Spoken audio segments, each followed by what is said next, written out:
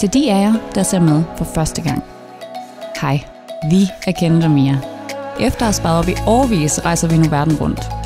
Her på kanalen samler vi de bedste rejsetips og erfaringer fra vores ture. De gode, de dårlige og alle dem indimellem. Så tag med os ud på eventyr og få inspiration til din næste drømmerejse. Husk også at abonnere, hvis du synes om det, vi laver. God fornøjelse. Så er vi kommet til Amet, og der er bare ufatteligt smukt heroppe.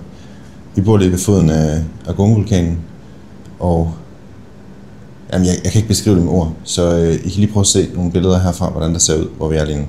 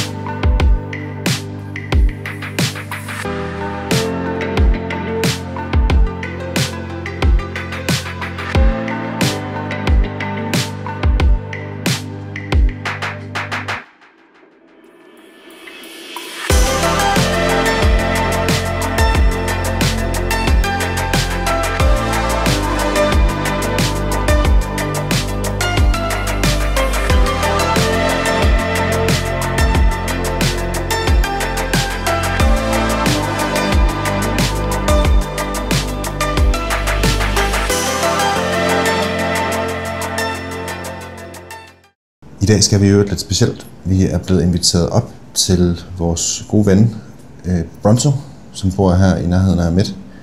I morgen er der en af de største hindufestivaler på Bali, Koh og han har inviteret os op til ham og hans familie i hans landsby, for at se, hvordan man forbereder til sådan en festival. Jamen, det bliver så vildt. Vi glæder os så meget. Det er en af de der helt fantastiske oplevelser, som man får, hvis man gider at være lidt sød og snaksalig, når man er ude at rejse. Så glæder vi os helt vildt meget til. Vi kørte forbi Bronzos landsby i går, og der bor cirka 200 mennesker deroppe. En meget, meget lille by. Og det er lidt fattigt, så vi skal sådan lige være lidt opmærksom på, hvordan klæder vi os, hvad der har vi med, og hvordan opfører vi sådan noget, fordi vi vil selvfølgelig ikke vise andet respekt, når vi kommer. Så vi er også lige ved at finde ud af, at vi skal snakke med en lokal, om vi skal have nogle små gaver med, eller hvad vi lige skal gøre, fordi det kan også blive tolket forkert, hvis vi kommer med alt muligt vanvittigt i forhold til gaver. Og det vil vi selvfølgelig heller ikke. Så nu er vi lige ved at finde ud af nu, hvordan vi lige skal gebærde os, når vi skal op og besøge en balinesisk familie. Og jeg er sikker på, at hele landsbyen står klar til at modtage os. Der er en del turister heroppe i Amet, men det er faktisk ikke ret mange. Og her fra morgenstunden, der var vi lige en tur nede på stranden. Og børnene kommer rendende over og vil gerne snakke, og de lokale kvinder var henne for at tage billeder af Mia, fordi at hun er flot og hvid, og altså det er virkelig, virkelig lokalt heroppe, og det er bare så fedt. Så, men nu glæder vi os til at komme op til Bronzo og se, hvordan en balinesisk familie forbereder sig til Koh Langa. Og det skal vi selvfølgelig nok filme en masse af. Vi er kommet hjem til Bronzos nye hus. Han er ved at bygge det her hus, og indtil videre der bor han herovre sammen med hans familie. Vi skal i gang med at lave panjar nu. Nu har vi fået nogle nye venner. Vi er meget populære herude. Kan I vores udfarve? Ja.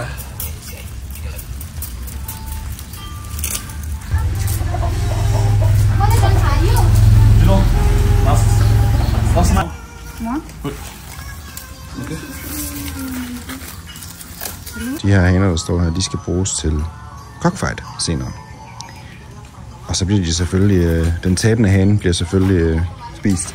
Vi har lige fået lidt cockfight loser chicken satay. Det er jo lidt specielt for en vegetar at skulle stå og spise kylling. Men det gør jeg selvfølgelig, når jeg er her. Fordi når nogen byder på noget, man bliver selv til nogens hjem på Bali, så spiser man noget, hvor man får sættet. Børn, de er ens overalt i verden. De ligger bare med deres telefon og ser et eller andet hjernelamt. Så vi er ikke så forskellige alligevel.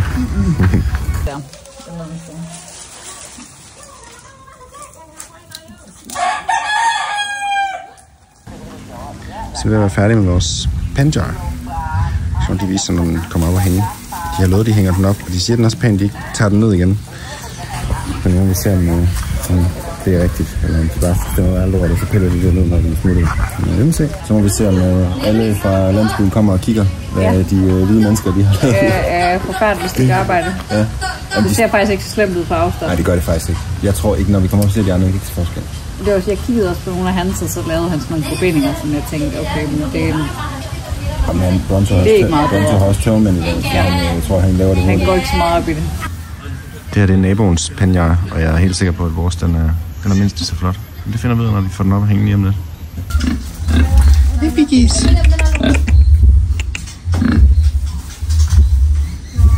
Det er her, hvor Bronzo og hans familie bor, og hans søde naboer. Og så har vi lavet... I'm just gonna show the home, the panjar. Og så har vi lavet den her fine panjar. Så den er klar til ceremonien i morgen. Teaching us and talking. Det her er landsbyens tempel. Et tempel, de deler i landsbyen. Det er et par 100 år gammelt. Ja.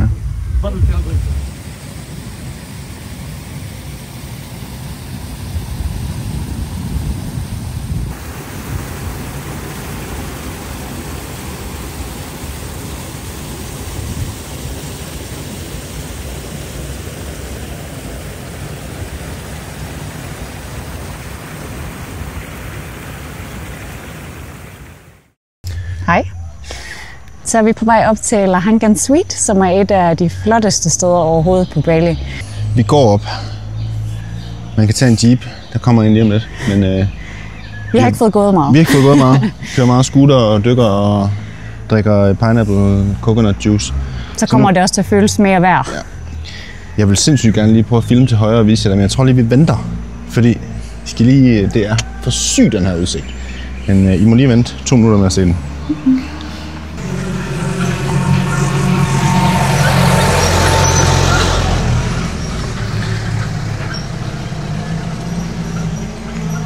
Vi må se, om vi kommer til at... Kan jeg vide, om det følger med? Nå, det gør det ikke. Det koster 50.000 per person. Ekstra at blive taget op i en bil. Ja. Men vi må se, om vi kommer til at fortryde, at vi ikke betalte de ekstra 20 kroner for at blive kørt. Efter at have gået i Thailand, så siger jeg tvivlsomt. Nej, det tror jeg, det går.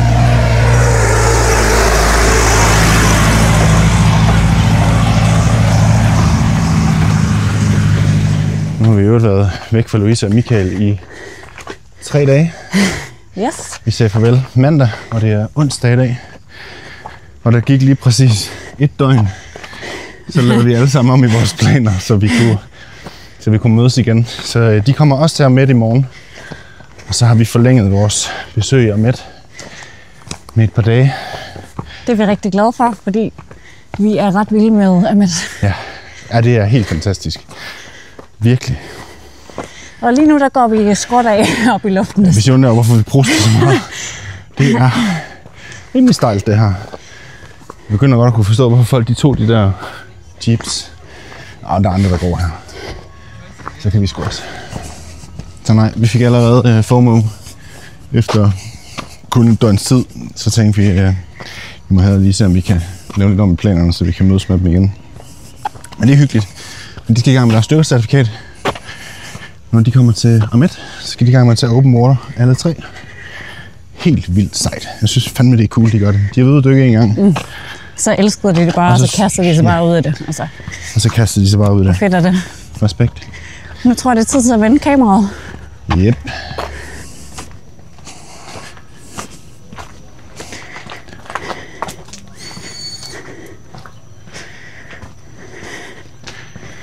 Og ved du hvad, den gode tur, det var vist okay.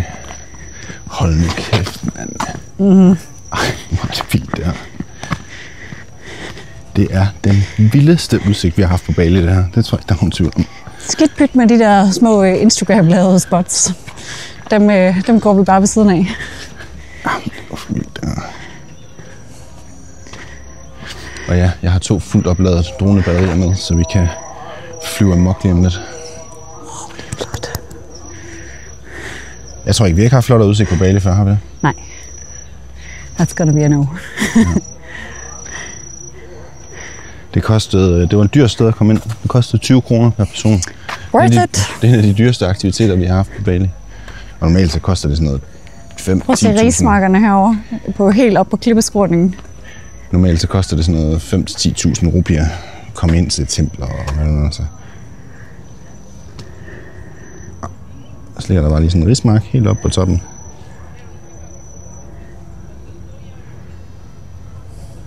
Fanden er vildt der, mand.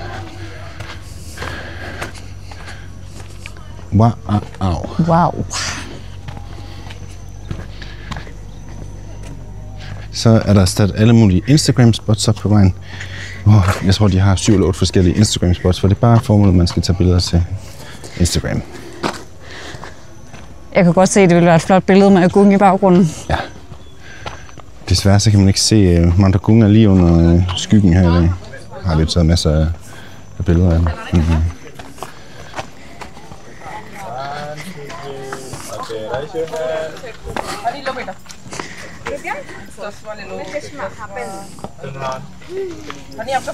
Tror du, at de gør det her helt gratis? Mundo. Nej. Det var en meget, meget nem og fremkommelig tur for, hvad man får. Ja, gå op. Det 2 kvarter eller sådan noget. Easy. For sådan et par seasoned hikers som os, der var det ikke noget problem. Jesus. Jeg er så excited over at skal til at flyve med dronen lige om lidt. Jeg kan ikke forestille mig noget flottere sted at flyve dronen, og der er ingen vind, der er ingenting. Hold kæft, det bliver godt, mand. Der er et lille hang-on-spot der. Ja.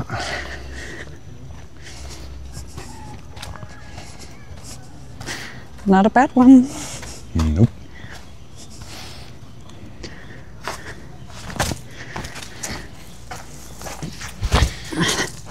Men prøv så har de lavet alle de her fine kasser, hvor man kan tage billeder. Og det er kun for at tage billeder op, se her. Så man kan tage det ultimative Bali-billede. Så hvis man vil være sikret at se toppen af Mount Agung på det her sted, så hvis man kommer tidligt om morgenen, så er der mindre mennesker. Vi kan lige 2, se, så kan man altid se toppen af Agung. Vi kan lige se toppen af Agung derovre. Og den er lige lidt indhyldet i skyer lige nu. Men vi har filmet den en masse nede fra stranden også.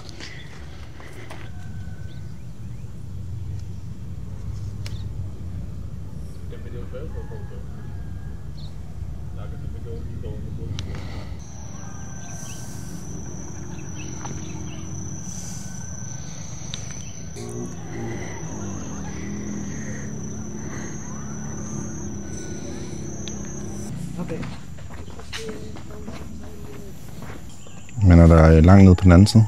Der er en kant. De har været forudseende. Ja. Du kan bruge det som et reelt sidested og bare sidde og kigge. Jeez, det er flot. Oh my god, hvor er det smukt. Altså billeder retfærdiggør ikke det her. Nej. Men video synes jeg er bedre end billeder. Man kan bedre se dybde, men stadigvæk, der er intet, der kan fange det her. Mm-hmm. Det er sgu bare at være her selv. Hæft, det er flot. Det er helt vildt. Det er lige før man får sådan et helt følelsesmæssigt reaktion på det. Ja. Jeg er ikke ved at græde, men ligesom jeg var i Grand Canyon, men Det er ikke langt fra. Nej. Sorry, Bottle Beach. Du er blevet smidt ned på en anden plads. Ja, jeg tror det.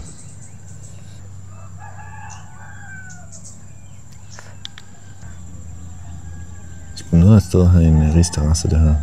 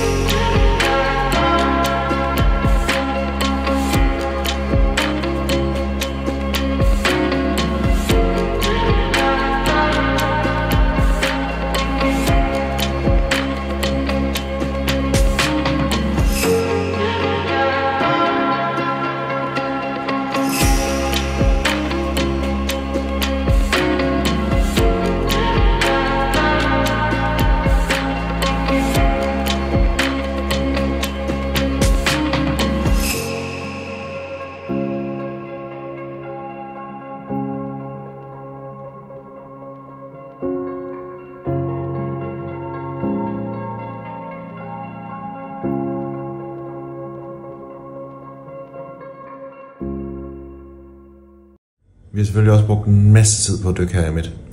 Vi synes ikke, det har været helt lige så godt, som det var på Nusa Penida og Nusa Dambongan. Men det er rigtig godt heroppe.